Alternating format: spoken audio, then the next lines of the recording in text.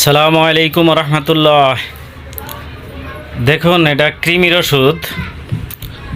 তো এই কৃমি মানুষের শরীরে আছে, এটা থাকবেই। এটা হচ্ছে জন্মগতভাবে তৈরি হচ্ছে কৃমি। অনেকে বলে অনেকের কৃমির ওষুধ খাওয়ার পরে কৃমি যায় না, আবারও দেখা দিচ্ছে ফাঁসার মধ্যে আইসা কুটকুট করে কামড়ায়। কৃমি যায় না কেন, বাকি ওষুধ খাইতে হয়? মূলত আমাদের দেশে এখন কৃমি হয় একমাত্র মিষ্টি জাতীয় খাবার বেশি খাইলে কৃমি হয়। বাচ্চাদের একটু বেশি হয়, বাচ্চারা মিষ্টি খাবারে বেশি খায়।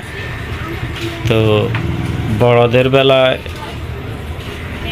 কম, বা বড়রা অনেক সময় সব জাতীয় খাবার খায়, যে এই জন্য বড়রা বুঝতে পারে কম।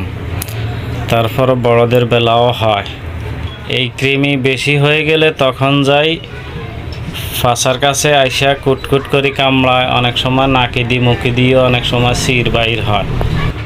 আর বেশি কৃমি হইলে অনেক সময় শরীরের ভিটামিন পুষ্টি এগুলা আপনার চুষে হালায়, তখন শরীরে এত ভিটামিন পায় না, শরীর দুর্বল দেখা দেয়।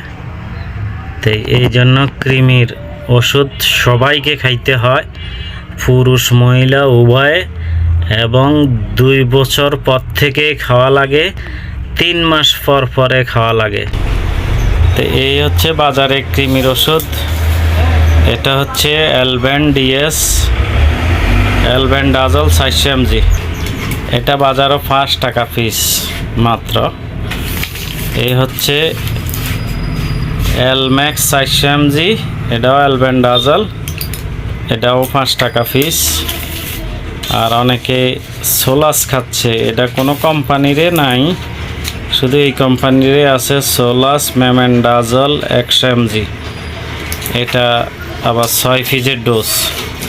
যে কোনো লোক খাইলে এই 6টা খাওয়া লাগে, সকালে একটা, রাত্রে একটা, এইভাবে 3 দিন খাবে আরই। তো মূলত কৃমির ওষুধ এগুলাই খাওয়া লাগে। আজকে একটা, 1 সপ্তাহ পর একটা, এইভাবে 3 মাস পর পর খাওয়া লাগে কৃমির ওষুধ। তো আমি এমডি মাহমুদ। ফেসবুকে একটা লাইক দিবেন, কমেন্ট করবেন। আপনাদের জন্য যদি এই ধরনের কোনো সমস্যা থাকে আপনারা একটা কমেন্ট করে জানাতে পারেন, এবং যারা ফলো দেন নাই তারা ফলো দিয়ে দিবেন। ভিডিওটা বেশি বেশি করে শেয়ার করে দিবেন, যেন আপনার ভাই বন্ধু আত্মীয় স্বজন সবাই এটা পাইলে উপকৃত হবে। তো আজকে এই পর্যন্ত। আল্লাহ হাফেজ।